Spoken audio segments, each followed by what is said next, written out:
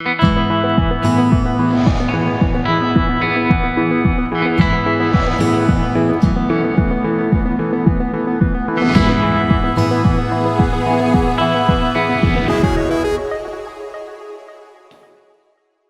स्वागत है आप सभी का आयुष्मान भव में। मैं हूं प्रीति सिंह। कहा जाता है कि अगर पेट दुरुस्त हो तो स्वास्थ्य चुस्त रहता है, क्योंकि ज्यादातर बीमारियां पेट से ही फैलती हैं। हम जो कुछ भी खाते हैं उसका सीधा असर पेट के साथ साथ पूरे शरीर पर पड़ता है, और ये असर सिर दर्द से लेकर बुखार, उल्टी और डायरिया तक के रूप में देखने को मिल सकता है। पेट दर्द और इन्फेक्शन की अगर हम बात करें तो ये समस्या भी कहीं ना कहीं ऐसी है जो शरीर के दूसरे हिस्सों पर भी या कहीं एक तरह से हमारे स्वास्थ्य पर असर डाल सकती है। इसमें व्यक्ति दर्द से भी तड़पता है। अगर पेट के संक्रमण को नजरअंदाज किया जाए तो ये शरीर के अन्य हिस्सों में भी पहुंच सकता है।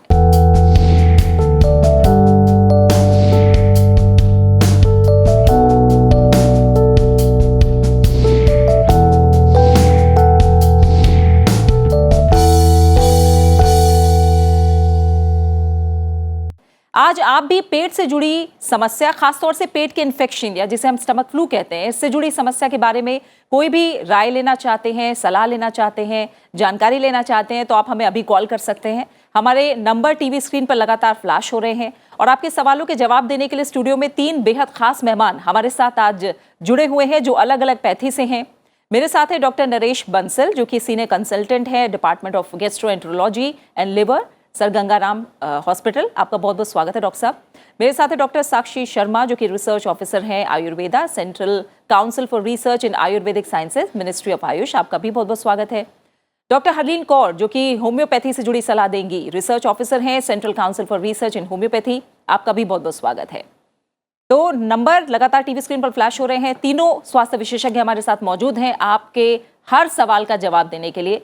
पेट के संक्रमण को, जैसा मैंने कहा, कि स्टमक फ्लू भी कहा जाता है, और ये बीमारी पाचन तंत्र या कहीं आंत के मार्ग से जुड़ी होती है, और इसका जो प्रमुख कारण माना जाता है वो कहीं ना कहीं गलत खान पान और बिगड़ी हुई दिनचर्या होती है।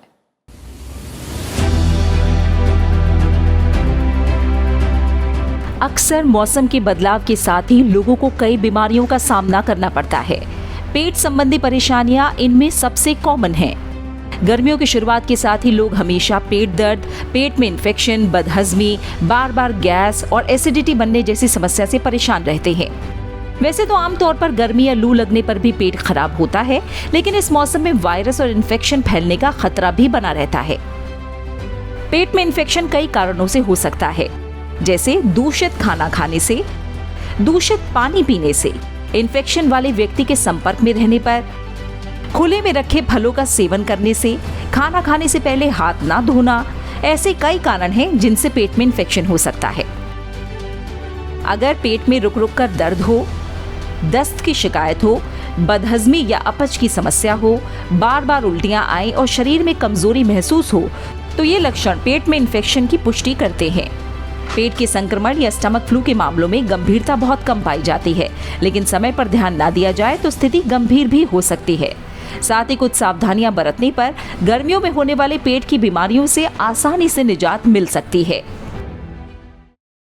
तो आपका कोई सवाल है तो हमें कॉल कीजिए। और पहले कॉलर भी कार्यक्रम में हमारे साथ जुड़ गए हैं। अखिलेश ने हमें दिल्ली से कॉल किया है, लेकिन अखिलेश से बात करने से पहले मैं तमाम जो हमारे व्यूवर्स हैं उनसे गुजारिश करूंगी कि जब भी हमें कॉल करें तो बात करते वक्त अपने टीवी की आवाज़ बिल्कुल कम रखें और एक बार में अपना सवाल पूछें।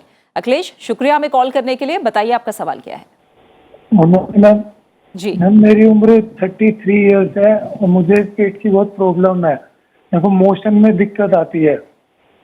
मेरे को करीब आधा घंटा लग जाता है। 10 मिनट बैठता हूँ, फिर आते हैं, फिर स्टूल थोड़े नहीं आते, फिर 10 मिनट रुकता हूँ, मतलब तभी पेट साफ नहीं हो पाता मेरा, और फिर पेट फूलने लग जाता है।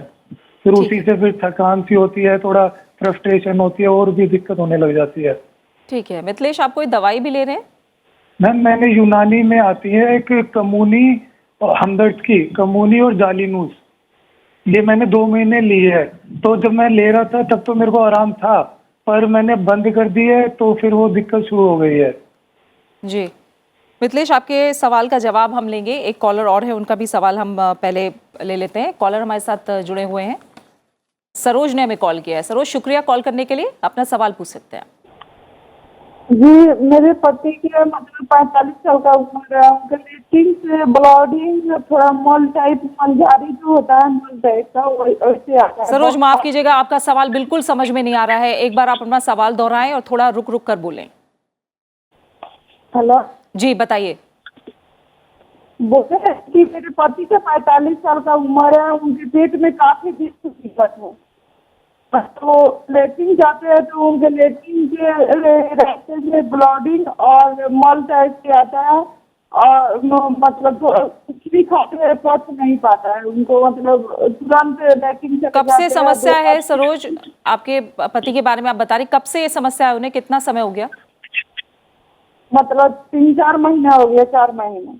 ठीक है सरोज, आप बने रहिए। डॉक्टर बंसल, आपसे शुरुआत करूंगी। आप कुछ और पूछना चाहते हैं सरोज से? सरोज, ये जो प्रॉब्लम है ब्लड आने की, ये कब से है? जी 4-5 महीना हो गया, 5। 4-5 महीने से। और उन्हें कितनी बार मोशन जाना पड़ता है एक दिन में? मतलब कभी कभी दिन में 10-15 बार भी हो जाता है, कभी 2-3 मतलब 4 बार होता है। मतलब रोज उनका 10-15 बार हो जाता है। तो देखिए, समस्या काफ़ी दिनों से चल रही है इनको। 3-4 महीने हो गए हैं, ब्लड भी आ रहा है और बार बार मोशन जाना पड़ता है। तो इसका मतलब ये कोई क्रोनिक इलनेस हो सकती है लार्ज इंटेस्टाइन की। एक बहुत ही कॉमन प्रॉब्लम है, इनकी एज 45 ईयर्स है। तो अल्सरेटिव कोलाइटिस नाम की एक बीमारी होती है, जी। जिसमें इंटेस्टाइन में, बड़ी इंटेस्टाइन में अल्सर्स बन जाते हैं, जिससे ब्लड भी आ सकता है और मोशन की फ्रीक्वेंसी भी बढ़ सकती है और पेट में दर्द भी हो सकता है। तो मुझे लगता है कि इसको इग्नोर नहीं करना चाहिए, क्योंकि कई बार इस तरह के सिम्टम्स जो है कैंसर में भी होते हैं। अंदर कोई अगर कैंसर हो तो उसमें भी ब्लड आ सकता है और मोशन की फ्रीक्वेंसी चेंज हो सकती है, वजन में कमी आ सकती है, और भी कोई इन्फेक्टिव इलनेस हो सकती है। तो एक बार एक जैसे कोलोनोस्कोपी वगैरह एक सिंपल टेस्ट होता है, अगर ये वो कराएं तो उससे बीमारी का पता चल सकता है। मुझे लगता है कि इन्होंने एंटीबायोटिक्स तो खा ली होंगी, इतने दिनों से प्रॉब्लम है, तो इनको एक अपने निकटतम कोई चिकित्सक से या गैस्ट्रोएंटरोलॉजिस्ट से मिल करके जांच करा करके और उसका उपचार कराना चाहिए। ठीक है। तो सरोज, जैसा डॉक्टर ने भी सलाह दी है कि पहले कारण जाने, और टेस्ट की भी उन्होंने बात कही है, किसी अच्छे चिकित्सक को दिखाएं, कारण जाने, और जो प्रॉपर इलाज है कहीं ना कहीं उसे आप करवाना तुरंत शुरू कर दें। डॉक्टर बंसल, जैसे शुरुआती जो हमारा कॉल था वो भी था, हमने देखा है जब पेट की हम बात करते हैं तो ज़्यादातर इनडाइजेशन से जुड़ी तो समस्या होती ही है, लेकिन आज हमारा जो फोकस है वो संक्रमण पे ज़्यादा है। क्या माने कि गर्मी और बरसात के समय संक्रमण की जो केस है वो बढ़ जाते हैं, और इसके पीछे वजह क्या है? बिल्कुल, ये बिल्कुल कॉमन चीज़ है कि जब गर्मियाँ आती हैं और बरसात का मौसम होता है तो इन्फेक्टिव डिजीज जो होती हैं, इन्फेक्शियस डिजीज इंटेस्टाइन की काफ़ी बढ़ जाती हैं। क्योंकि जब लोग बाहर निकलते हैं, और जो हिंदुस्तान में एक्चुअली हाइजीन का जो बहुत बड़ा प्रॉब्लम है, खाने से पहले हाथ नहीं धोते। अभी तो कोविड ने बहुत कुछ सिखाया है लोगों को कि हैंड हाइजीन के बारे में। फिर भी अभी यह है कि जब बाहर निकलते हैं तो जो जितने भी लोग ये बेच रहे होते हैं ओपन में, उन पे मक्खियाँ बैठ रही होती हैं। इतनी गर्मी होती है कि उनका टेम्परेचर नहीं मेंटेन होता है, और उस चक्कर में होता है क्या है कि ज़्यादातर जो खाना वहाँ पे होता है वो प्रदूषित हो जाता है, और जब उस खाने को वो खाते हैं तो उसमें से बहुत सारी बैक्टीरियल डिसेंट्री वगैरह, अमीबिक डिसेंट्री और ये सब होती है। और इतना ही नहीं, हम देखते हैं कि लीवर अपसेस, लीवर के अंदर पस बन जाता है, इतना इन्फेक्शन हो जाता है। और अगर इस चीज़ों का अगर सही टाइम से नहीं वो ध्यान रखें कि हमें ORS लेना है, उसका बचाव करना है। सबसे इम्पोर्टेंट तो बचाव है कि जब भी वो खाएं कहीं पर भी, तो ये निश्चित करें कि जो चीज़ खा रहे हैं वो दूषित तो नहीं है, वो बहुत टाइम तक खुले में तो रखी नहीं है, बहुत ओपन में तो नहीं है, उसको कवर करके रखा हुआ नहीं है, जो दे रहा है उसके हाथ साफ़ है या नहीं है, जब आप खा रहे हैं तो आपके हाथ साफ़ है या नहीं है। प्लस कई बार मक्खियाँ बैठी होती हैं, आप देख रहे हैं स्वीट्स के ऊपर लोग खा रहे होते हैं। पानी जो यूज़ कर रहे हैं, आप गोलगप्पे खा रहे हैं, मोमोज खा रहे हैं, तो उसके अंदर जो पानी यूज़ हो रहा है, आइस यूज़ हो रही है, वो कितनी अच्छी है। इन सब चीज़ों का अगर ध्यान रखें, छोटी छोटी चीज़ों का ध्यान रखें, तो हम इन इन्फेक्शियस डिजीज से और बच सकते हैं। बिल्कुल। डॉक्टर साक्षी शर्मा, ऐसे में कुछ बातें हैं जो असामान्य तौर पर लोग कहते हैं कि हम तो बिना धुला भी फल खा लेते हैं, हम तो बिना हाथ धोए भी खाना खा लेते हैं, हमें कुछ नहीं होता, लेकिन तुम्हें इतनी जल्दी संक्रमण ने पकड़ लिया, तुम्हें इतनी जल्दी इन्फेक्शन हो गया। तो क्या हर एक की बॉडी इसे लेकर भी अलग तरह से रिएक्ट करती है? हाँ प्रीति जी, बहुत ही जेन्युइन सवाल है ये, और सभी को मैं कहती हूँ, परिवार के भी अगर 4 सदस्य हैं, चारों को समझना चाहिए कि चारों की जो इम्यूनिटी है किसी भी तरह की, चाहे वो इंटेस्टाइनल इम्यूनिटी है, चाहे हमारे डाइजेस्टिव सिस्टम की इम्यूनिटी है, वो भी डिफरेंट होती है। और हम अपनी प्रकृति से बंधे हुए हैं, हमारी अपनी अपनी एक इंडिविजुअल प्रकृति है जिसके हिसाब से हमारा डाइजेशन रिएक्ट भी करता है। तो हम जब अक्सर ऐसा सुनते हैं कि अरे ये तो, जैसा आपने ही खुद ही कहा कि ये तो मुझे कुछ नहीं कर रहा पर आपको ये प्रॉब्लम कर रहा है, तो कभी भी इस अप्रोच के साथ हमें नहीं चलना चाहिए। डाइट फिर से और डाइजेशन फिर से एक इंडिविजुअल अप्रोच है जिसको अपने हिसाब से, अपने शरीर के हिसाब से ही लेना चाहिए। और ख़ासतौर से जैसे ये मौसम है, इसमें डाइजेस्टिव सिस्टम की इम्यूनिटी भी बहुत डाउन चली जाती है। जब भी मौसम बदलते हैं तब भी चली जाती है, और गर्मी और बरसात में खास तौर से डाउन होती है ये, इसीलिए इन्फेक्शंस का खतरा बहुत ज़्यादा होता है। तो इससे पहले ही हमें इस तरह का आहार वगैरह भी लेना चाहिए जिससे वो सिस्टम हमारा अप टू डेट रहे और आने वाले इन खतरों का सामना अच्छे तरह से कर सके। बिल्कुल। एक कॉलर है अशोक, ने हमें मध्य प्रदेश से कॉल किया। अशोक, शुक्रिया कॉल करने के लिए। आप अपना सवाल पूछ सकते हैं। हाँ जी मैम, नमस्कार। जी नमस्कार, बताइए। मैम, मेरी बेटी है जो 4 साल की है, जैसे कुछ बाहर का ले लेती है, यदि चिप्स वगैरह या टॉफी ले लेती तो उसके पेट में है ना दर्द होने लगता है, और अभी 2-3 दिन से उसको दर्द हो रहा है। तो बाहर का तो अभी कुछ भी नहीं ले रहा है, लेकिन कुछ भी लेती है तो उसको दर्द होने लगता है। कुछ बताएं मैम, क्या करें? ठीक है अशोक जी, आप 2 मिनट कॉल पर बने रहिए। डॉक्टर हलीन कौर, 4 साल की बच्ची है, बच्चों में भी संक्रमण की शिकायत ऐसी है, और कुछ और अगर आप इनसे जानकारी लेना चाहें। जी, आपने बताया सर, ये क्या नाम था इनका? जी अशोक। अशोक जी, आपने बताया कि ये चिप्स वगैरह खाती हैं, मगर जब खाने के टाइम पर खाना ठीक से खाती हैं कि इनकी भूख कुछ कम है? मैम, खाना तो नहीं ज्यादा नहीं खाती है, 1 रोटी खाती पूरे दिन भर में, बाकी फुल टाइम फ्रूट्स वगैरह या कुछ खा लेती है। जी जी, तो देखा जाए तो आजकल के बच्चों में ये बहुत ही कॉमन कंप्लेंट है कि बच्चे चिप्स वगैरह में ज़्यादा इंटरेस्टेड है खाने में, और खाने के टाइम पे अक्सर क्या होता है कि उससे जस्ट पहले उन्होंने कभी चिप्स खा लिए हैं या कुछ खा लिया है, तो वो भूखा नहीं महसूस करते हैं और वो नहीं खाते हैं। और अगर उनको चिप्स खाने से पेट में दर्द हो रहा है या वैसे ही पेट में दर्द बना रहता है, तो this is a sign of poor gut health, जो बच्चों में अक्सर देखा गया है कि अगर बच्चे खाना पौष्टिक आहार नहीं ले रहे हैं तो उससे ये कमी पाई जाती है उनके पेट में। और हमें कोशिश ये करनी चाहिए कि बच्चों को ना हम जंक फूड से वंचित रखें, मगर हम खाने के टाइम पे उनको ज़रूर एक पौष्टिक आहार दें, और ये सुनिश्चित कर लें कि खाने के समय के आसपास उन्होंने कभी कुछ जंक फूड या इस तरह का कुछ नहीं लिया है। दूसरा ये है कि जो बच्चे आपके अशोक जी दूध पीती है, ये दूध पीने से नाइट में हल्दी वाला दूध देते हैं पर डे। कोरोना काल से स्टार्ट किया था तो वो बंद नहीं हो पा रहा है। दूध के बाद क्या बंद नहीं हो पा रहा है? नहीं, वो कह रहे हैं दूध हल्दी के साथ दूध लेते हैं, कोरोना के समय शुरू किया तो अब हमने बंद नहीं किया। हाँ बिल्कुल, तो वो दूध उसको ठीक से पचता है, दूध के बाद कोई तकलीफ तो नहीं होती है? नहीं, दूध के बाद तकलीफ नहीं होती मैम, जैसे कुछ हल्का फुल्का खा लेते हैं बाहर के खाने से, बस बाहर के खाने से जी, तो ये बाहर के खाने से अगर आप बता रहे हैं कि इनको ये पेन वगैरह आता है, तो ये चांसेस हैं इनको कि कुछ संक्रमण बाहर से ही इनके खाने में आ रहा है इनके अंदर, और इसका वो ज़रूर ध्यान रखिए आप। और अगर हर बारी खाने के बाद कोई ना कोई तकलीफ बता रही है तो एक सिंपल स्टूल टेस्ट भी इनका कर सकते हैं, क्योंकि 4 साल की उम्र में वर्म्स की बड़ी शिकायत रहती है बच्चों में, जिसमें उनका खाने पीने का, भूख का भी वो क्रिया है वो थोड़ी डिस्टर्ब रहती है।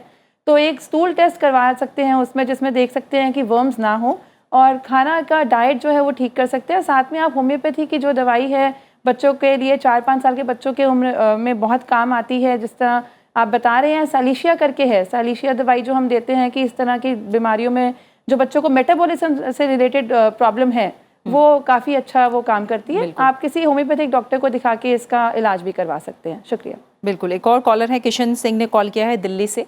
किशन जी, शुक्रिया कॉल करने के लिए। बताइए क्या समस्या है, क्या सवाल है आपका? हाँ मैम, मेरी समस्या है कि जैसे मैं नहाने बैठता हूँ तो ऐसे जैसे सिर पे पानी डालूंगा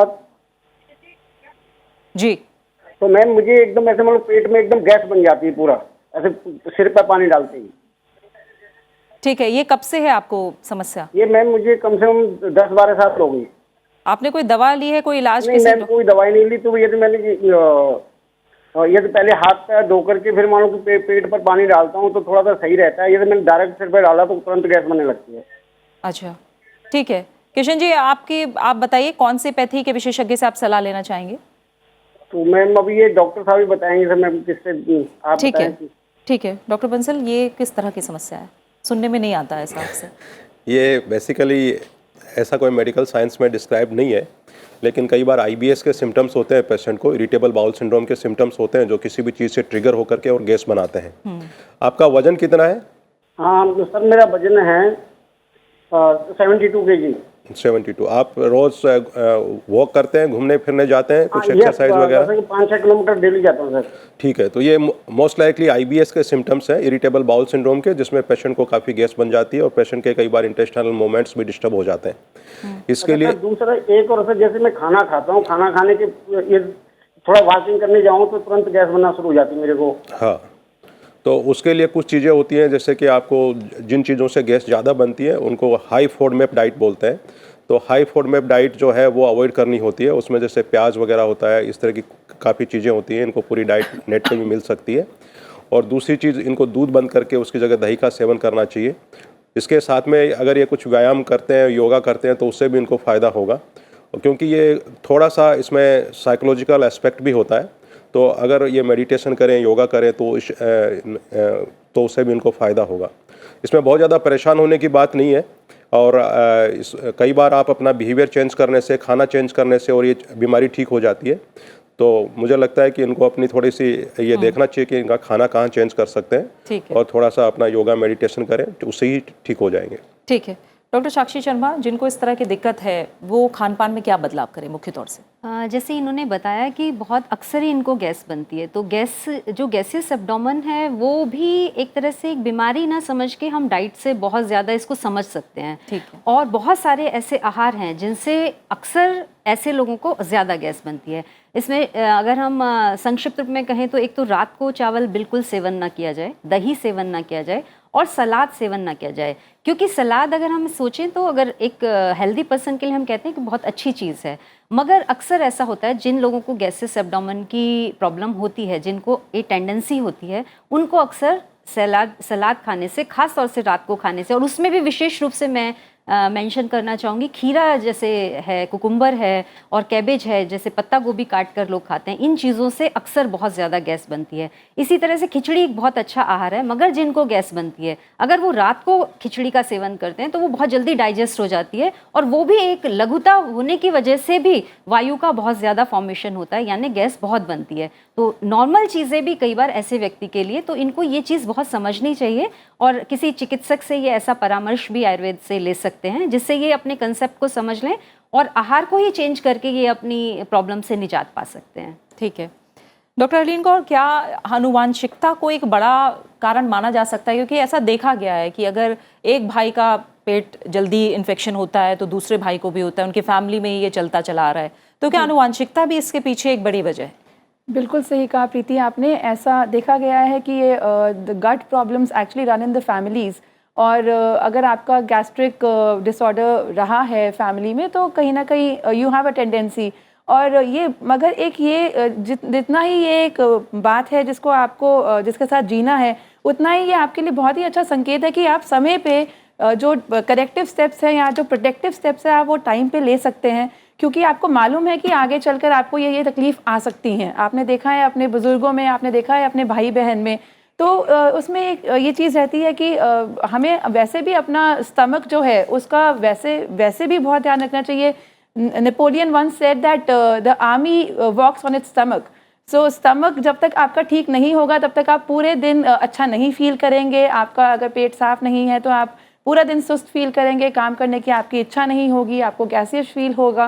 तो फैमिली में जब ये डिसऑर्डर रहता है तो हम उसमें कोशिश ये करते हैं कि होम्योपैथी में कि हम फैमिली में जो टेंडेंसी है उसी को लेकर हम कॉन्स्टिट्यूशन मेडिसिन देते हैं, और उसमें बहुत ही अच्छा देखा गया है कि रिजल्ट्स हैं।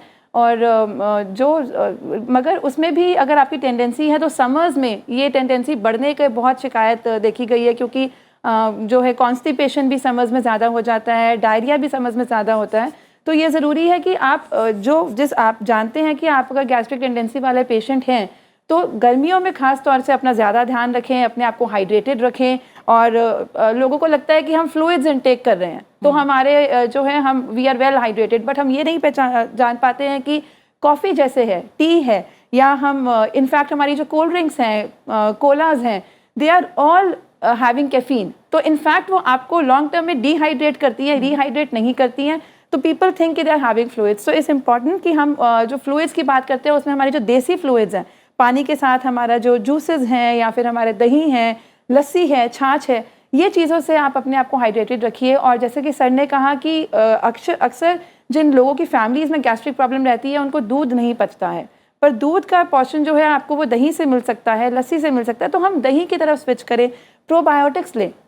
प्रोबायोटिक्स बहुत इंपॉर्टेंट है समर्स में लेने के लिए, क्योंकि प्रोबायोटिक्स क्या करते हैं कि आपके जो समर्स में जनरली जो बैक्टीरिया जिससे टॉक्सिन रिलीज होती है इंटेस्टाइन्स में, उनको वो किल करते हैं प्रोबायोटिक्स। और कोई आपको प्रोबायोटिक्स खरीदने की ज़रूरत नहीं है मार्केट से, आपका जो घर का बना दही है वो सबसे अच्छा प्रोबायोटिक है।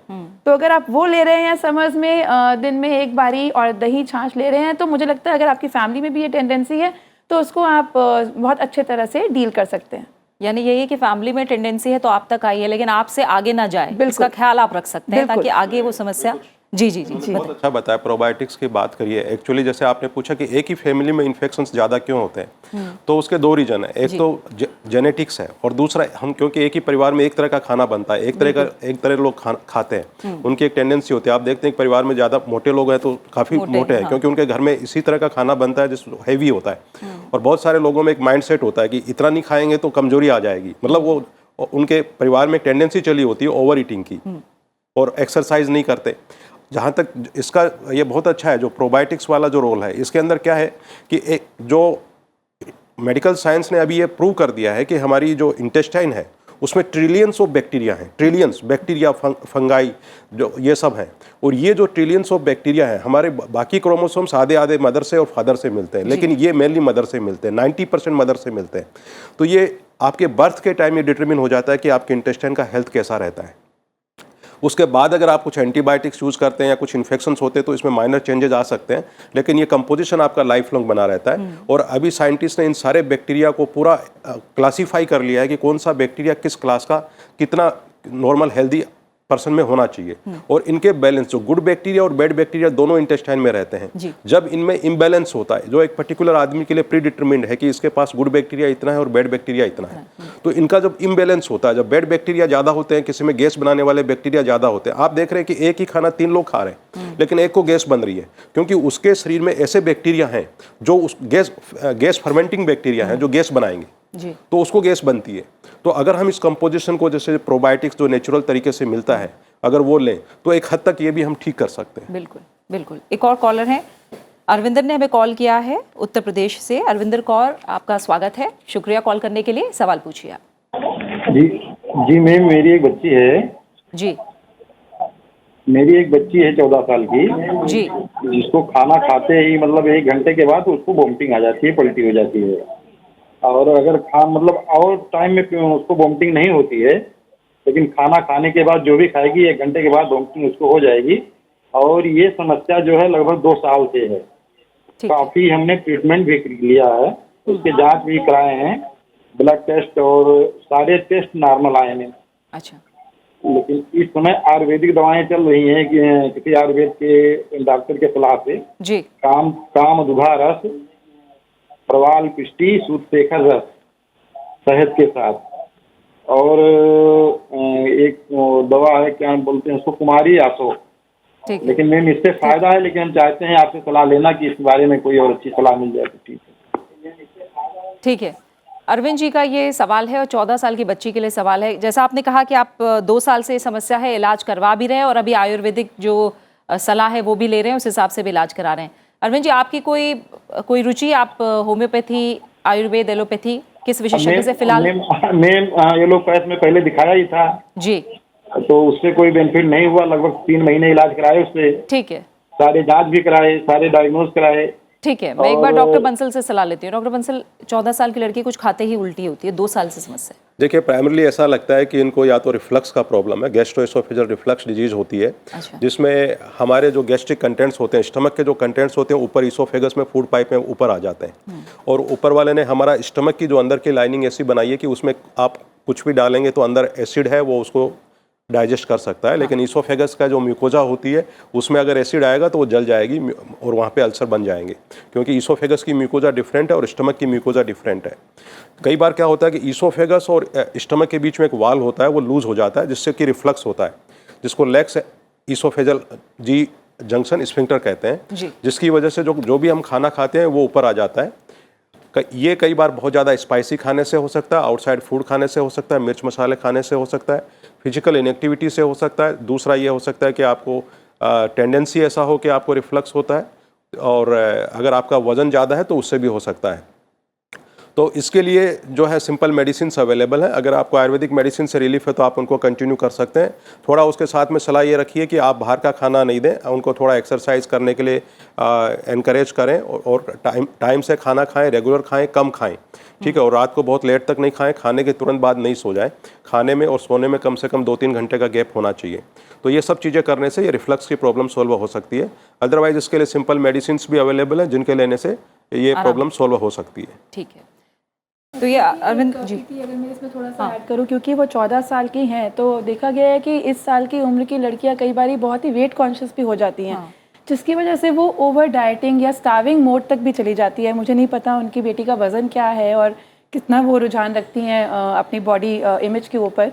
तो मगर यही उम्र है जिस उम्र में सबसे ज़्यादा ज़रूरी है कि हम पौष्टिक खाना खाएँ और वज़न का ध्यान तो दें, मगर गलत तरीके से नहीं, हानिकारक तरीके से नहीं, जिसमें हम कोशिश करते हैं कि हम बिल्कुल ना खाएं ताकि हमारा वज़न जो है बिल्कुल मेंटेन रहे, क्योंकि 14 साल की उम्र है, टीनेज है लड़की की। और क्योंकि उसमें ये देखा गया है कि आगे चलकर कई बार ये लड़कियां जो है एनोरेक्सिया या बुलिमिया की शिकार भी हो जाती हैं, जिसमें भी इस तरह के कुछ लक्षण पाए जाते हैं। तो अगर इस तरह का उनको लगता है अपनी बच्ची में कि शायद वो वेट कॉन्शियस ज़्यादा हो रही है, तो उसका डाइट को लेकर भी थोड़ा सा एक बार डाइटिशियन से कंसल्ट करेंगे तो वो भी अच्छा रहेगा। ये बहुत इंपॉर्टेंट चीज़ है एक्चुअली। इस एज के अंदर ऐसा होता है कि जैसे किसी का वेट बढ़ गया तो जानबूझ के खाना नहीं चाहती, या खाने के बाद उनको एक गिल्ट फीलिंग आती है और उसको वो बाहर निकालने की कोशिश करते हैं। कई बार वो लोग टेस्ट की वजह से खा लेते हैं, लेकिन खाने के बाद उनको लगता है कि उन्होंने कुछ गलती कर ली, तो वो वॉमिट करने की टेंडेंसी करते हैं, या खाना देख करके जैसे नॉर्मल अगर रोटी वगैरह उनको खिलाओ तो खाना नहीं चाहते, उल्टी करते हैं। तो ये एक सबकॉन्शियस लेवल पे चलता है, जो क्योंकि स्कूल में वो पीयर्स को देखते हैं कि उसका वेट इतना है, मेरा वेट नहीं बढ़ जाए। और ज़्यादातर पेरेंट्स, आज सोशल मीडिया का ज़माना है और यही उम्र है जो ज़्यादा, और ज़्यादातर पेरेंट्स इस चीज़ को आइडेंटिफाई नहीं करते हैं, समझ नहीं पाते। हमारा कैमरे का एंगल ऐसा है कि हम अगर ज़रा बिल्कुल हम फैटी नहीं है देखने में, तो भी अगर हमारे कैमरे में किसी तरह की फ़ोटो में अगर हमारा कोई ऐसा कर्व है जो हमें पसंद नहीं आता है, तो हम उसको लेके भी कॉन्शियस बहुत ज़्यादा हो जाते हैं, जो आई थिंक उससे हमें बचना चाहिए। बिल्कुल। एक कॉलर बहुत देर से वेट कर रही हैं, हरविंदर जी ने हमें कॉल किया है। पहले अरविंद जी का कॉल हमने लिया था, अब हरविंदर जी से बात करेंगे। हरविंदर जी बताइए आपका सवाल क्या है। यस मैम, मेरी बेटी है 10 इयर्स की है जी। तो उसको जो है मतलब मोशन बहुत ज़्यादा टाइट होता है, उसको कॉन्स्टिपेशन की समस्या है बहुत समय से। और उसको जब वो मतलब टॉयलेट जाती है तो इतना हार्ड उसका टॉयलेट होता है, तो ये समझ नहीं आता कि इतना वो, एक तो उसको भूख नहीं लगती है, खाना वो नहीं चाहती है। तो ये समस्या मुझे बहुत ज़्यादा परेशान करती है कि इतना कॉन्स्टिपेशन क्यों होता है। ठीक है। हालांकि अभी मैं जो है वो होम्योपैथिक में उसका मैंने दिखाया था, और ये चेलोनिडियम मेजस 30C और एक जो है ये आपका ग्रेफाइट, ये डॉक्टर ने सजेस्ट किया था। खा भी रही है, लेकिन उससे मुझे भी उसको फायदा कुछ दिख नहीं रहा है। तो 1 महीना हो गया खाते हुए उसको। 1 महीना हो गया। हरविंदर जी थोड़ा सा बताइए, 10 साल की उम्र है, कितने समय से ये समस्या ज्यादा है या शुरू से ही रही है? मैम ये शुरू में इतना टाइट तो नहीं होता था वो, लेकिन हाँ अब जो उसको मोशन होता है वो बहुत ज्यादा, उसको बहुत प्रेशर लगाना पड़ता है उसके लिए।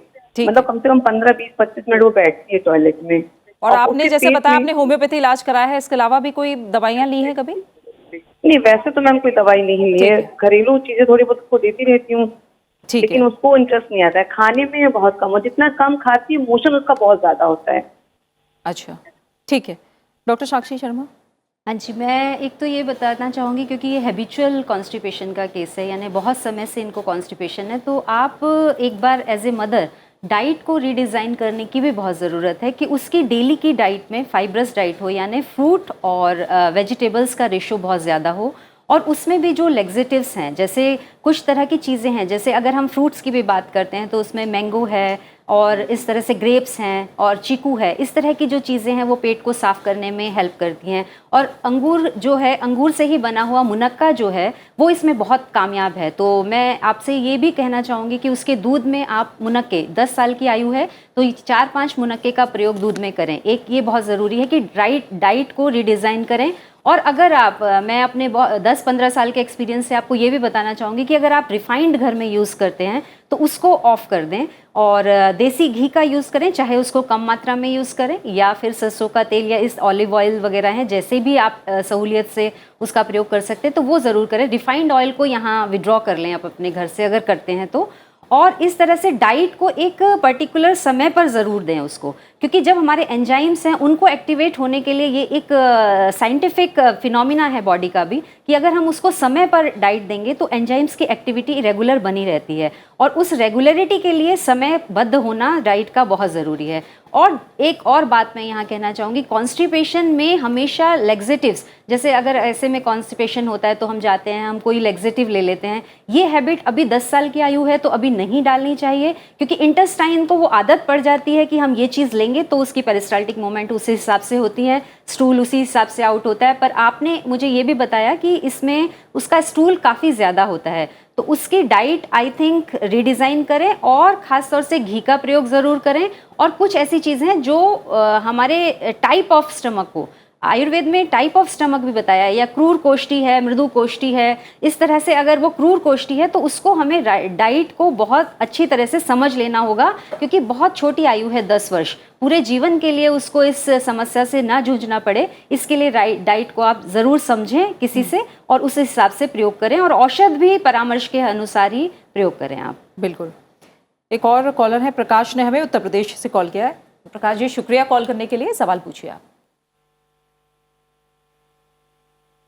जी प्रकाश, आप तक आवाज आ रही है तो आप सवाल पूछ सकते हैं। ठीक है, उनकी आवाज नहीं पहुंच पा रही है।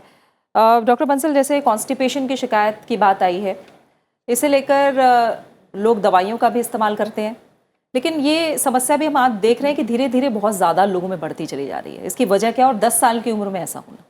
देखिए, कॉन्स्टिपेशन के लिए 2 लोगों ने अभी सवाल पूछे, इसका हाँ। मतलब बहुत ही कॉमन प्रॉब्लम है, अदरवाइज भी हम जानते हैं। और मैडम ने बड़ा अच्छा बताया कि अगर हम फाइबर का इंटेक बढ़ाएं, अपने फ्रूट सैलेड का इंटेक बढ़ाएं, रिफाइंड चीज़ों का यूज़ कम करें, मैदा का यूज़ कम करें और हेल्दी ऑयल लें, एक्सरसाइज करें, पानी का इंटेक बढ़ाएं, तो काफ़ी हद तक प्रॉब्लम सॉल्व हो सकती है। आजकल एक्चुअली इसके लिए सबसे ज़्यादा इंपॉर्टेंट है हमारी लाइफस्टाइल।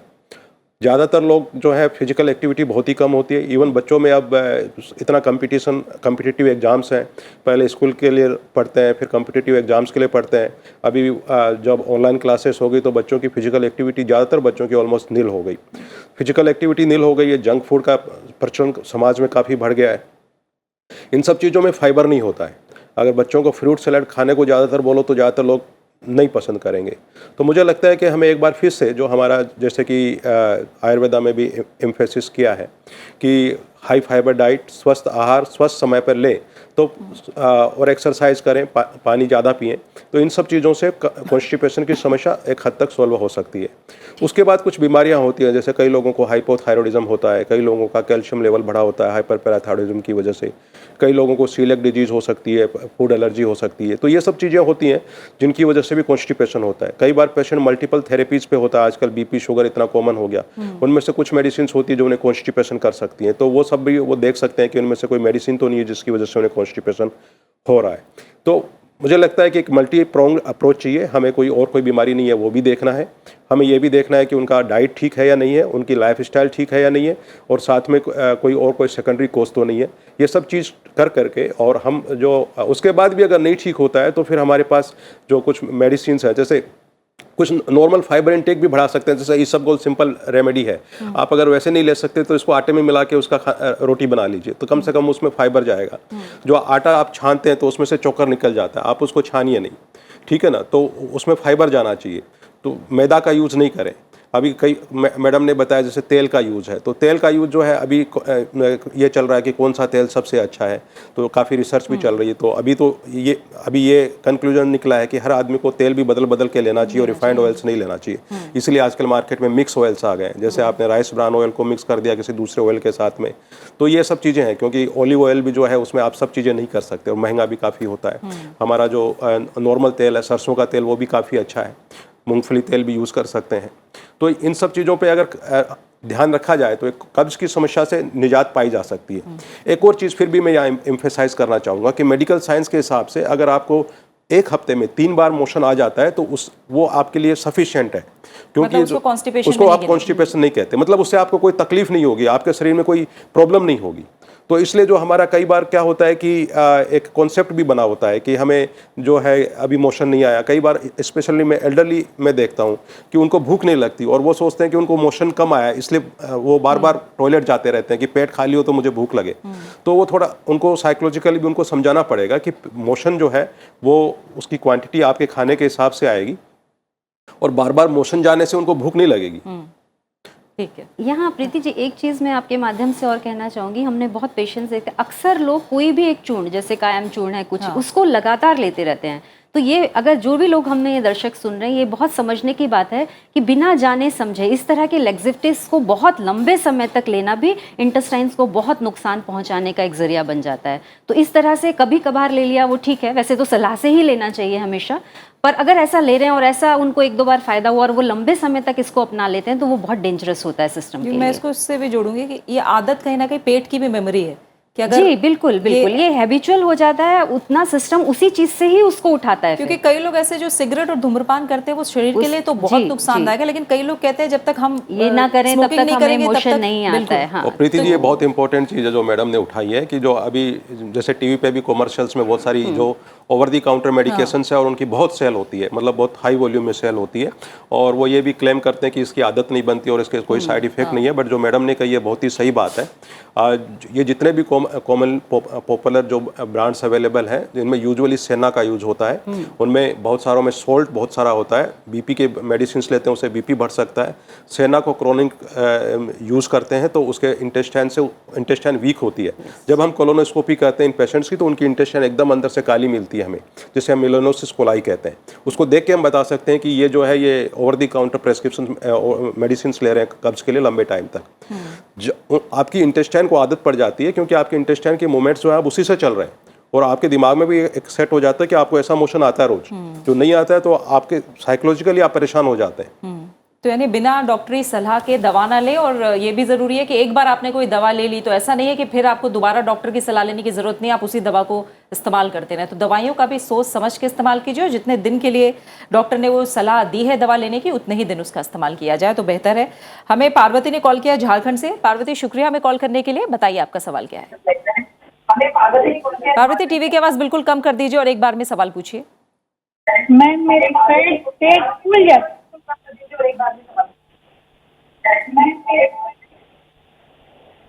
मेरा पेट फूल जाता है मैम खाने के बाद, और गैस वो बन जाता है और पेट साफ भी नहीं होता है। आपकी उम्र क्या है पार्वती? 35 साल है मैम। और कब से ये समस्या है आपको? मतलब साल भर मेरा हो गया मैम, कभी ठीक हो जाता है कभी उसी तरह हो जाता है। 1 साल से समस्या है? जी मैम। आपने दवा ली है कोई, अभी दिखाया डॉक्टर को किसी को? मैं हेमोपैथी की दवा लेती हूँ कभी कभी, हमेशा नहीं लेती हूँ। ठीक है, तो उससे आपको फायदा हुआ है? थोड़ा बहुत होता है लेकिन फिर नहीं होता है मैम। ठीक है डॉक्टर लिनकौर, आप क्या जानना चाहेंगे? जी पार्वती, आप दवा का नाम बता सकते हैं? कौन सी दवा ले रहे हैं होम्योपैथी में? नहीं मैं कोई बात नहीं, ठीक है कोई बात नहीं। ठीक है पार्वती जी, एक जो बात है, आप अपने खाने में जो है किस तरह का ज़्यादा खाना खाते हैं? घर का खाना खाते हैं या बाहर खाना खाते हैं? नहीं मैम, घर ही का खाना खाते हैं। ठीक है। देखिए अक्सर ये जैसा जो लक्षण बता रहे हैं ये भी IBS की तरफ ही ज़्यादा जा रहा है, इरिटेबल बाउल सिंड्रोम, जिसमें ये बता रहा है कि हम पेट में काफ़ी दर्द रहता है और जो है पेट साफ़ नहीं होता है, काफ़ी गैस बनती है। और ये इरिटेबल बाउल सिंड्रोम जो है ये आजकल की लाइफस्टाइल में, या आजकल हम जिस तरह का खाना हमारा देसी खान पान से हम बहुत दूर हो गए हैं, तो ये जो खाना है उससे उसी के लक्षण ज़्यादा दिख रहे हैं इनके। और क्योंकि ये बता रहे हैं कि 1 साल हो गया है जो होम्योपैथी की दवा ले रहे हैं, अगर एक वहाँ से उनको उपचार से आराम नहीं मिल रहा है तो हो सकता है एक दूसरे पद्धति में भी ट्राई कर सकते हैं, और नहीं तो दूसरा होम्योपैथी का डॉक्टर इस्तेमाल देखकर उनको भी पता कर सकते हैं कि कौन सी दवा लेनी चाहिए। एक नक्स स्वामिका करके दवाई है जो बहुत ही अच्छी काम करती है IBS पे। इस पर हमारी एक शोध भी हुई है जिसमें स्टडी में भी पाया गया है कि IBS की जो बीमारी है उसमें नक्स स्वामिका होम्योपैथी में बहुत अच्छा काम करती है। रात को अगर हफ्ते में वो एक बारी भी ले लेंगे तो उससे उनकी जो ये टेंडेंसी है गैस बनने की वो धीरे धीरे कम होने लगेगी। और साथ ही साथ हमने ये भी देखा है कि कई बार हमारा खाने का एक समय नहीं है, जैसे डॉक्टर साक्षी बता रही है, तो अगर ये खाने के समय को बांध कर चल सकती हैं कि इतने बजे ही मैंने खाना खाना है और इतना ही खाना है। कई बार ऐसा होता है कि हम एक मील स्किप कर देते हैं और दूसरी मील में हम फिर खूब सारा खा लेते हैं, जिससे हमें गैस बनती है और हमारा डिजेस्टिव सिस्टम जो है जो एकदम से उसको ठीक से जूसेस प्रोड्यूस नहीं कर पाता है उसको डिजेस्ट करने के लिए। तो एक क्वांटिटी ऑफ डाइट और टाइम ऑफ डाइट को स्टिक करना बहुत ज़रूरी है। साथ के साथ एक जो चीज़ हमें लगता है, जो हमारे अंदर एक मानसिकता है कि फ्राइड फूड खाने से हमें कॉन्स्टिपेशन होता है, फ्राइड फूड खाने से हमें हैवीनेस होती है। ज़रूरी नहीं है कि आप फ्राइड फूड से दूर रहें, वो ठीक है, वज़न के लिए भी अच्छा है, मगर हमने उसके साथ साथ एक देसी घी से भी दुश्मनी सी कर ली है। मगर देसी घी अपने आप में हमारे लिए बहुत ही ज़्यादा सेहतमंद है, कॉन्स्टिपेशन में भी बहुत अच्छा है। आप उसको देसी घी को फ्राई ना करके, जैसे हमारे पहले बड़े बुजुर्ग करते थे कि फुल्के के ऊपर हम देसी घी लगाते थे और उसको खाते थे, और या देसी घी का चम्मच वो इसी तरह से ले लेते थे, वो चीज़ जो है हमारे लिए बहुत अच्छा है पेट साफ करने के लिए, कॉन्स्टिपेशन को ठीक करने के लिए और अपनी इंटेस्टाइन की हेल्थ को ठीक रखने के लिए। जो बेसिक हमें फैट चाहिए, क्योंकि अगर फैट नहीं होगा बॉडी में तो भी कॉन्स्टिपेशन होगा। हम फाइबर्स पे ध्यान देते हैं मगर हम फैट में ध्यान नहीं देते हैं कि कुछ मिनिमम अमाउंट ऑफ फैट हमारी बॉडी को चाहिए ताकि हमें स्मूथ स्टूल्स बावल मूवमेंट हो। तो इस चीज़ का वो ध्यान रखें और आई थिंक IBS की तरफ ही इनको अपने इलाज को लेकर जाना चाहिए। ठीक है, शुभम ने कॉल किया है, उत्तराखंड से हमारे साथ जुड़े हैं। शुभम, बताइए आपका सवाल क्या है? मैम मुझे IBS, तो लास्ट में डॉक्टर ने कहा कि IBS है कॉन्स्टिपेशन बेस्ड, तो जो उन्होंने दवाइयाँ दी थी मुझे, ये एमिट्रोसाइलिन और कोलोस्पा और ये इसमें प्राजोल, तो ये इनसे मुझे और ज़्यादा, ये एमिट्रोसाइलिन से तो मुझे और ज़्यादा हो रहा है, उसके सिम्टम आ रहे हैं। तो मैं यही चाह रहा था कि कोई मतलब कोई वैसा सॉल्यूशन नहीं है जो बिना दवाई के हो जाए। ठीक है, डॉक्टर बंसल। देखिए, इनको IBS है कॉन्स्टिपेशन प्रीडोमिनेंट। कॉन्स्टिपेशन प्रीडोमिनेंट में जो एमिट्रिप्टिलिन ले रहे हैं वो तो इनको लेनी नहीं चाहिए, क्योंकि उससे और ज़्यादा कॉन्स्टिपेशन बढ़ेगा, जो कि ये कह रहे हैं कि उससे प्रॉब्लम हो रही है, क्योंकि वो एंटीकोलिनर्जिक मेडिसिन है और उससे इंटेस्टाइनल मोटिलिटी और कम होगी। तो इनको एक तो मुझे लगता है कि थोड़ा ट्रीटमेंट चेंज करने की ज़रूरत है। कॉन्स्टिपेशन प्रीडोमिनेंट में वो मेडिसिन लेनी चाहिए जिससे इंटेस्टाइन की मोटिलिटी बढ़े। तो उसमें जैसे प्रेक्लोप्राइड करके दवाई आती है और भी कई तरह की दवाई आती हैं, तो वो सब ये यूज़ कर सकते हैं। तो आई थिंक मुझे लगता है कि इनको अपने चिकित्सक से एक बार डिस्कस करना चाहिए दोबारा से। दूसरी चीज़, कॉन्स्टिपेशन के बारे में हम तीनों ही काफ़ी डिस्कस कर चुके हैं कि कॉन्स्टिपेशन को किस तरह से ठीक कर सकते हैं। IBS एक बेसिकली जो है कॉमन प्रॉब्लम है आज के समय में, और ये बेसिकली कुछ हमारे मेंटल स्ट्रेस एक इम्पोर्टेंट चीज़ है जिसको अभी तक शायद हमने डिस्कस नहीं किया है। तो मेंटल स्ट्रेस से पेट की बहुत बीमारियां होती हैं, और आप देखते हैं कि कई बार आप ये फील करेंगे कि जब आप स्ट्रेसफुल कंडीशन में होते हैं, कि आपका एग्ज़ाम होता है या आपको कोई जॉब पे कोई स्ट्रेस है या घर में कोई स्ट्रेस है, तो आपकी पेट की बीमारियां बढ़ जाती हैं। आपको लगता है कि पेट ख़राब हो गया है, पेट में गैस बन गई है, या आप बार बार मोशन जाते हैं।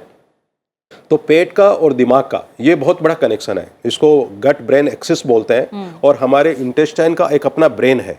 अभी साइंटिस्ट ने ये प्रूव किया है कि हमारे पास दो ब्रेन है, एक जो ऊपर जो ब्रेन दिया हुआ है और एक इंटेस्टाइन के पास अपना ब्रेन है जिसको एंट्रिक नर्वस सिस्टम बोलते हैं। इस एंट्रिक नर्वस सिस्टम के वायर्स हमारे ब्रेन से जुड़े हुए हैं, मेन ब्रेन से जुड़े हुए हैं। तो ये यहाँ से सिग्नल ऊपर भेजता है और ऊपर से सिग्नल नीचे आते हैं।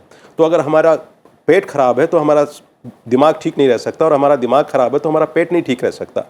तो इसीलिए जो हमें अगर कोई स्ट्रेस है तो उसे अवॉइड करना चाहिए, क्योंकि स्ट्रेस, बहुत सारे लोगों को ये IBS की प्रॉब्लम स्ट्रेस की वजह से है, गैस की प्रॉब्लम स्ट्रेस की वजह से है। तो अगर वो अपना स्ट्रेस ठीक करें, उसके अपना खाना पीना ठीक करें, और जिसमें जिस तरह से जैसे हमारे एंशिएंट उसमें बताया कि मेडिटेशन, योगा, ये सब चीज़ें हेल्प कर सकती हैं।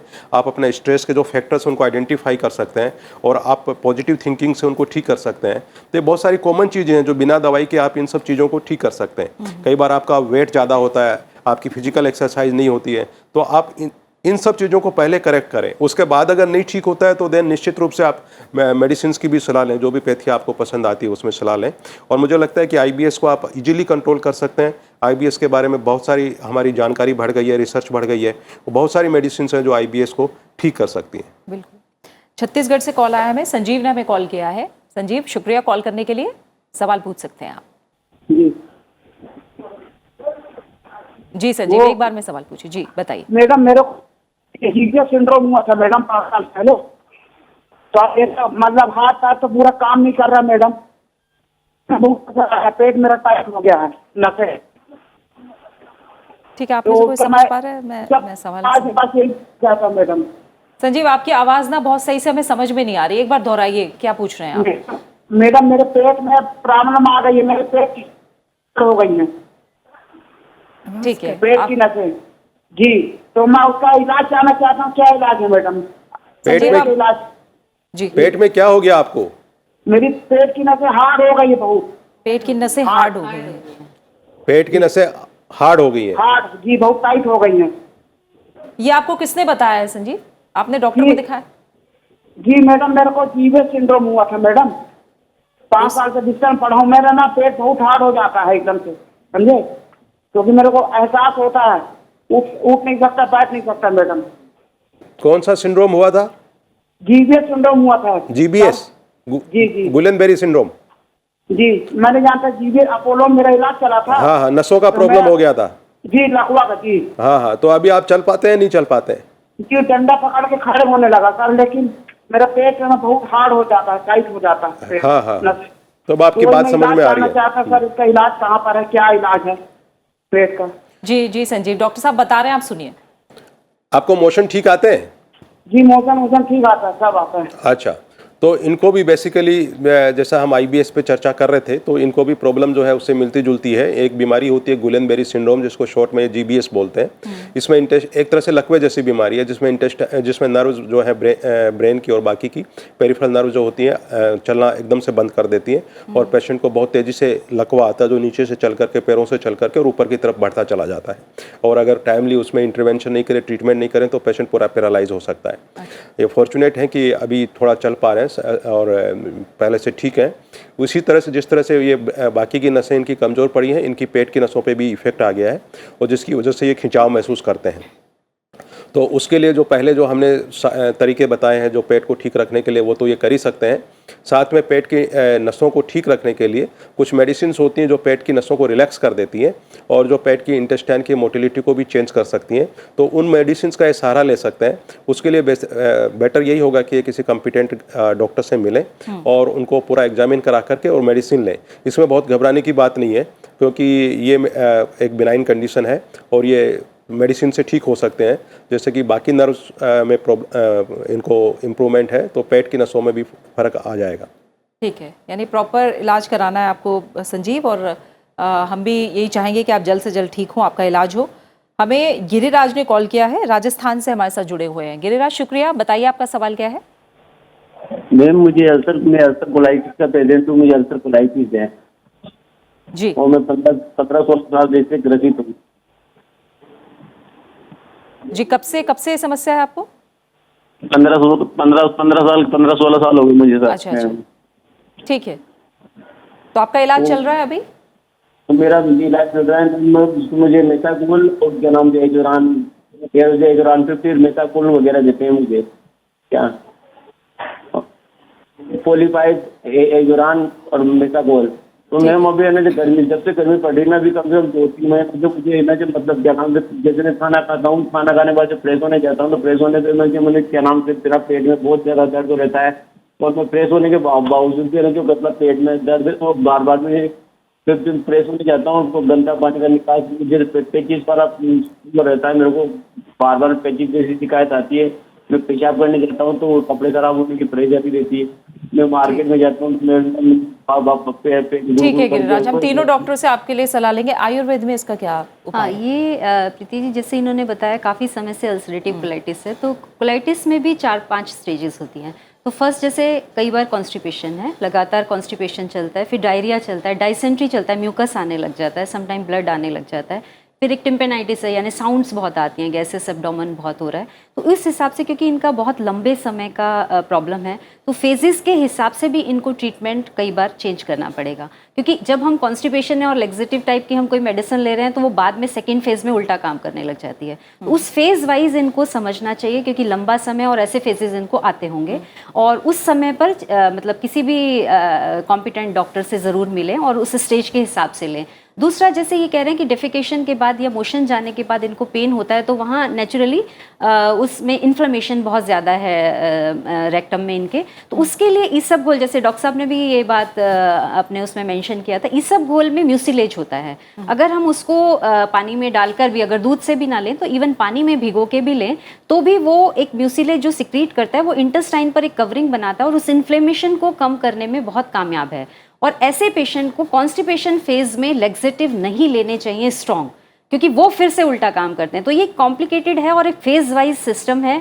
और जैसा कि सर ने बताया और बहुत सुंदर तरीके से बताया कि ब्रेन और गट ब्रेन का रिलेशन है, तो स्ट्रेस फैक्टर भी जब हम एक्यूट फेज में जाते हैं तो वो एकदम इंक्रीज होता है। उस समय भी हमें उस तरह की चीज़ें, उस तरह की मेडिसिन भी बहुत आवश्यक होती हैं जो हमारे स्ट्रेस को कम करें। और सेकंड, कई बार लोगों में जो हम बहुत पेशेंट, हमारे पास आयुर्वेद में इस तरह के पेशेंट बहुत आते हैं, तो अक्सर ऐसे पेशेंट मैंने देखा है कि पपीते का सेवन बहुत करते हैं। वो कहते हैं कि पपीता पेट के लिए बहुत अच्छा है। कोलाइटिस के पेशेंट के लिए पपीता बिल्कुल अच्छा नहीं है। पपीते जैसे फ्रूट का सेवन नहीं करना चाहिए।